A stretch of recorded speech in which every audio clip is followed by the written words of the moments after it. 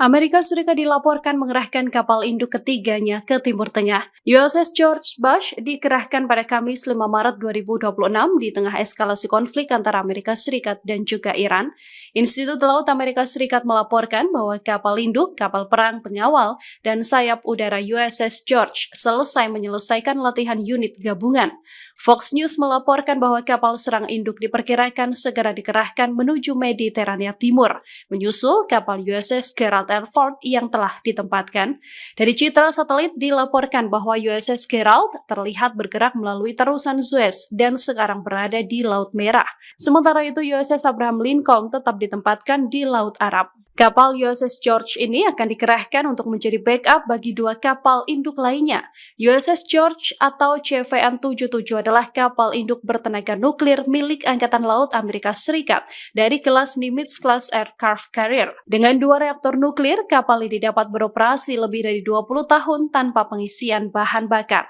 Pertempuran pecah di Lebanon seusai pasukan Hizbullah menyergap pasukan Israel yang mencoba melakukan operasi pendaratan di wilayah Lebanon Timur. Helikopter Israel dilaporkan berusaha melakukan pendaratan di dekat kota Nabishit di wilayah Beka Timur. Dari laporan, pasukan Israel dilaporkan jatuh ke dalam jebakan yang sudah disiapkan pejuang perlawanan. Bentrokan hebat pun pecah dan melibatkan tembakan senjata atau baku tembak antara pasukan Israel dan Lebanon. Warga melaporkan mendengar tembakan senapan mesin berat dan senjata anti pesawat saat helikopter melintas di atas kepala mereka. Al-Mayadin pada Sabtu 7 Maret juga melaporkan bahwa pasukan Israel terjebak dalam penyergapan yang memicu bombardir besar-besaran dan juga baku tembak. Pada saat yang sama, front kedua dibuka di Lebanon Selatan di mana bentrokan darat yang intens dilaporkan terjadi di kota Hiam dekat perbatasan dengan Palestina Utara.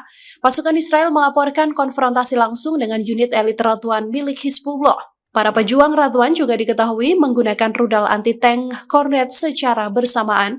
Baku tembak juga pecah antara pejuang Radwan dengan pasukan Israel. Tentara Israel juga dilaporkan kesulitan mengevakuasi unit pasukan khusus yang terjebak selama bentrokan.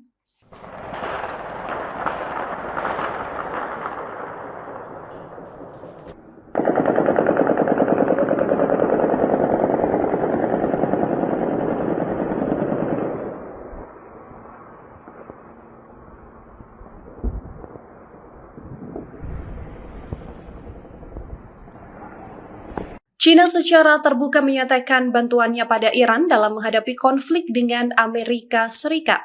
Meski tak secara terbuka mengungkap perannya, namun China menegaskan keterlibatannya dalam blokade Selat Hormuz. Dukungan ini disampaikan oleh juru bicara Kementerian Luar Negeri China, Mao Ning, dalam konferensi pers di Beijing pada Jumat 6 Maret 2026.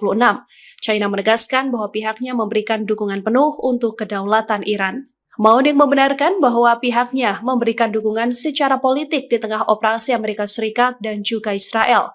Namun Mao Ning tidak menjelaskan mengenai dukungan apa selain politik yang diberikan kepada Iran. Mao Ning juga menegaskan China juga menjaga keamanan dan stabilitas di kawasan termasuk Selat Hormuz demi melayani kepentingan bersama. Ia juga mengatakan bahwa pemerintah China telah melakukan evakuasi warga negaranya yang terjebak di sejumlah negara di Timur Tengah karena gangguan perjalanan. Pemerintah China menyatakan tengah memantau perkembangan situasi secara intensif serta berkoordinasi dengan perwakilan diplomatiknya di negara-negara Timur Tengah. Beijing juga mengimbau seluruh warga negaranya yang berada di wilayah konflik untuk meningkatkan kewaspadaan serta mengikuti arahan dari kedutaan besar China di masing-masing negara. Di sisi lain, China kembali menegaskan pentingnya menjaga stabilitas jalur pelayaran internasional termasuk Selat Hormuz yang merupakan salah satu jalur distribusi energi paling vital di dunia. Selat tersebut diketahui menjadi jalur utama pengiriman minyak dari kawasan Teluk ke berbagai negara, termasuk China yang merupakan salah satu importir energi terbesar dari Timur Tengah.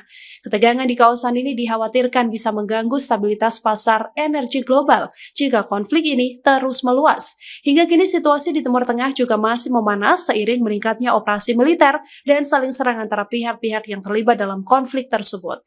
Gudang bahan kimia milik perusahaan Amerika Serikat habis diserang pesawat tak berawak milik Iran di Provinsi Basra, Irak Selatan. Pesawat tak berawak ini menyerang gudang Amerika Serikat di dekat daerah Berzezia di Provinsi Basra. Dari informasi, serangan ini dilancarkan oleh kelompok faksi Syiah Iran. Halliburton merupakan perusahaan jasa ladang minyak terbesar multinasional di dunia asal Amerika Serikat.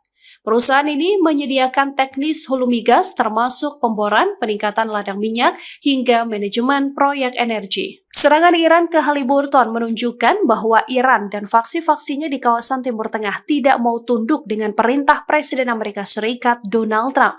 Faksi Iran terus melancarkan serangan ke titik-titik strategis di Timur Tengah yang menjadi basis Amerika Serikat dan juga Israel. Sejumlah pekerja dilaporkan dievakuasi dari lokasi kejadian untuk menghindari dampak kebakaran dan potensi ledakan lanjutan. Hingga kini, belum ada laporan resmi mengenai jumlah korban jiwa dalam serangan tersebut.